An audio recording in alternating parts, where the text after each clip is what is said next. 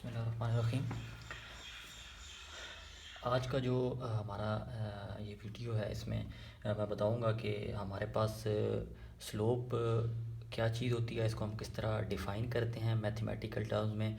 और फिर जब हम कोई रोड या रेलवे कंस्ट्रक्ट कर रहे होते हैं तो फील्ड पे वो स्लोप्स कितनी टाइप्स की होती हैं। और फिर जब आप लेवलिंग का ऑपरेशन करते हैं तो उस लेवलिंग में उस स्लोप को हम एडजस्ट कैसे करते हैं, या अगर आपको स्लोप दे दी जाए और लेवल भी एक आधा आपको प्रोवाइड कर दिया जाए तो फिर आप अननोन लेवल किस तरह कैलकुलेट करते हैं। तो सबसे पहले आप लोग ये एफएससी में भी पढ़ चुके होंगे। स्लोप को अगर हम सिंपल डिफ़ाइन करें तो slope is equal to rise over run. इसको अगर हम मैं आपको फिगर की शेप में बनाऊं तो ये एक ट्रायंगुलर शेप मैंने आपके साथ बनाई है। इसका ये जो बॉटम हॉरिजेंटल पोर्शन है इसको मैं रन कहता हूँ, और ये जो वर्टिकल पोर्शन है इसको मैं राइज कहता हूँ। अब जब आप राइज और रन की रेशो लेंगे तो वो जो आंसर आएगा दैट इज़ एक्चुअली स्लोप, वो ये वाला पोर्शन आपके पास आएगा। एक छोटी सी एग्जांपल मैं दे देता हूँ। लेट्स सपोज मैं आपको कहता हूँ कि मेरा रन जो हॉरिजेंटल डिस्टेंस है ये 10 मीटर्स है, और जो वर्टिकल डिस्टेंस है जिसको मैंने राइज कहा ये हमारा 5 मीटर है। और मैं आपसे पूछता हूँ व्हाट इज़ द स्लोप। तो उसके लिए सिंपल आपने फार्मूला हम लगा लेते हैं, slope is equal to rise over run. तो ये मेरे पास आ जाएगी 0.5। अब ये जो स्लोप बेसिकली एक रेशो है, और हमें पता है कि रेशो यूनिट लेस होती है, इसलिए हम इसको रीड करेंगे स्लोप इज़ इक्वल टू 0.5। इसका मतलब क्या होगा कि हर 10 मीटर हॉरिजेंटल डिस्टेंस पे आप 0.5 मीटर ऊपर अपना लेवल उठाएंगे। तो ये तो हमारी सिंपल डेफिनेशन होगी स्लोप की। फिर जब हम स्लोप को रोड्स के या रेलवेज़ के पर्सपेक्टिव में देखते हैं, और तो वहाँ पर हमारे पास दो तरह की स्लोप्स होती हैं। एक स्लोप मतलब कि ओनली वन साइडेड स्लोप होती है, मतलब कि आपके पास अगर ग्राउंड है तो आप उस ग्राउंड को सिर्फ एक तरफ झुका हुआ देखेंगे, तो इस तरह की स्लोप को हम वन साइडेड स्लोप बोलते हैं। और दूसरी जो स्लोप होती है वो टू साइडेड स्लोप होती है, मतलब कि एक तरफ को भी स्लोप ऊपर को उठ रही होगी तो दूसरी तरफ वो स्लोप नीचे को डिक्रीज़ हो रही होगी। तो जब हमारे पास टू साइडेड स्लोप है होती है उसको हम कैम्बर स्लोप भी बोलते हैं। कैम्बर हमारे रोड का जो जो रोड का सेंट्रल हाईएस्ट या पीक पॉइंट होता है उसको हम कैम्बर पॉइंट बोलते हैं। तो इस पॉइंट से जब स्लोप इस तरफ को भी जाए और इस तरफ को भी जाए तो इस तरह की स्लोप को हम कैम्बर स्लोप या टू साइडेड स्लोप बोलते हैं। ये आप देख सकते हैं, मैं एक छोटा सा सिनेरियो यहाँ पे बनाया हुआ है कि लेट्स सपोज हमारे पास दो पॉइंट हैं, पॉइंट ए और पॉइंट बी। इन पॉइंट ए से पॉइंट बी तक का जो डिस्टेंस था वो 10 फीट था, और यहाँ पर अगर मैं पॉइंट ए से पॉइंट बी की जानिब मूव करूँ, यानी कि अब मैं ऊपर की जानिब इंक्रीज़ कर रहा हूँ, तो इस केस में जब मैं पॉइंट ए से पॉइंट बी की जानिब अपवर्ड मूव करूँगा तो मेरी स्लोप हमेशा पॉजिटिव कंसिडर होगी। तो यहाँ पर मैंने लिख दिया, लेट्स सपोज एज्यूम कर लिया ये +2% थी। +2% का मतलब क्या हुआ, परसेंट आप रिमूव करेंगे तो ये बनता है 2/100, तो ये बनेगा 0.02। अब ये आपकी एक्चुअल स्लोप है कि आपने हर 10 फुट में, जब आप अपना 10 फुट डिस्टेंस मूव करेंगे तो हर 10 फुट के डिस्टेंस पे इतना डिस्टेंस आपने अपवर्ड मूव करना है पॉइंट ए से पॉइंट बी की तरफ जब आप जाएंगे।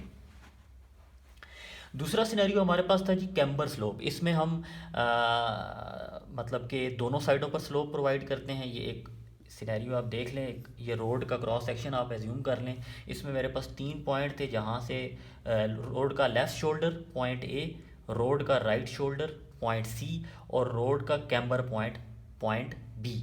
अब इस पॉइंट बी से अगर मैं डाउनवर्ड मूव करूँगा तो मेरी ये स्लोप माइनस स्लोप परसेंटेज, मतलब कि अगर लेट्स सपोज यहाँ मैंने एज्यूम की है 2%, तो इसका मतलब है कि पॉइंट बी से पॉइंट सी तक मेरी जो स्लोप हो जाएगी वो -2% हो जाएगी।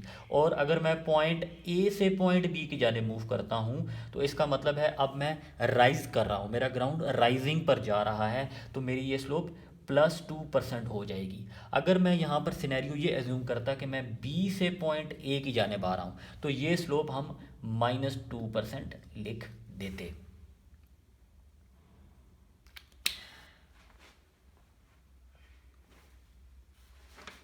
अब इन स्लोप से रिलेटेड मैं छोटी सी एक एक एग्जांपल सॉल्व कर लेता हूँ ताकि हमारा जो आइडिया है इसके बारे में वो मज़ीद क्लियर हो जाए। तो लेट्स सपोज मैं एक रोड सबसे पहले वन साइड स्लोप की एग्जांपल सॉल्व करूँगा। लेट्स सपोज मेरे पास ये एक पॉइंट है, पॉइंट ए और पॉइंट बी। ये अगेन मैंने आपको रोड का एक क्रॉस सेक्शन दे दिया है। ये पॉइंट ए जो है ये रोड का लेफ़्ट शोल्डर है और पॉइंट बी मेरे पास रोड का राइट शोल्डर है। अब इसमें हुआ क्या, मैंने कहा कि पॉइंट बी का जो रिड्यूस लेवल है that is equal to 100 feets, ये हो गया। और इसके साथ पॉइंट ए से इसको मीटर्स कर लें, पॉइंट ए से पॉइंट बी तक जो मेरा डिस्टेंस है वो 0.36 मीटर्स हो जाएगा। और यहाँ पर मैंने आपको कह दिया कि जब मैं इस पॉइंट बी से पॉइंट ए की जानिब मूव करूँगा तो मेरी स्लोप थी 2%। अब इस डाटे को यूज़ करके मैंने रिड्यूस लेवल एट ए मालूम करना है। तो जब भी सिनेरियो ऐसा होगा तो हम उसको करेंगे क्या, reduce level at A is equal to, हमेशा आपने अननोन रिड्यूस लेवल को लेफ़्ट साइड पर लिख लेना है और राइट साइड पर हमने करना क्या है, जो भी रिड्यूस लेवल हमें नोन था वो मैंने लिख लिया।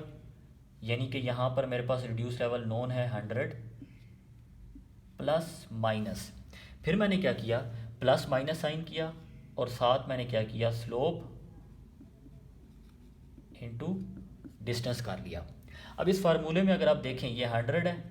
अब आप स्लोप क्या है आपकी डिक्रीज़ हो रही है, मतलब कि बी से आप ए की जानिब जा रहे हैं तो आपकी स्लोप है -2%, वो हो जाएगी -2। अब इस परसेंट को रिमूव करने के लिए मैंने क्या किया, डिवाइड बाय 100 कर दिया और मेरे पास ये जो डिस्टेंस था पॉइंट ए से पॉइंट बी वो मैंने यहाँ पर इस तरह करके लिख लिया। अब जब इसको मैं सॉल्व करता हूँ तो मेरे पास ये चीज़ आती है।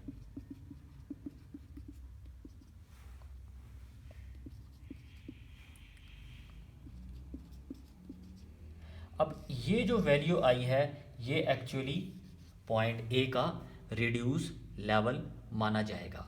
तो इस एग्जाम्पल को देखते हुए मैं एक जर्नलाइज्ड सा फार्मूला आप लोगों के सामने लिख देता हूँ जिसको आप यूज़ करके किसी भी अननोन रिड्यूस लेवल को फाइंड कर सकते हैं। जब आपको एक रिड्यूस लेवल दे दिया जाए, उन दो पॉइंट्स के बीच का डिस्टेंस आपको दे दिया जाए और उनके बीच की आपको स्लोप भी दे दी जाए, उस केस में आप अननोन लेवल फाइंड कर सकते हैं। तो इसका एक जनरलाइज फार्मूला मैं लिख देता हूँ।